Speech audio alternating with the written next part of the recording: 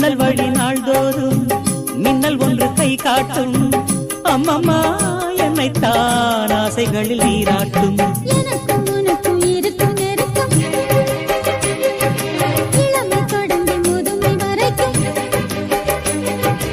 இரவும் பகலும் உறவை வளர்க்கும், இடையில் இருக்கும் தடையை தகர்க்கும்.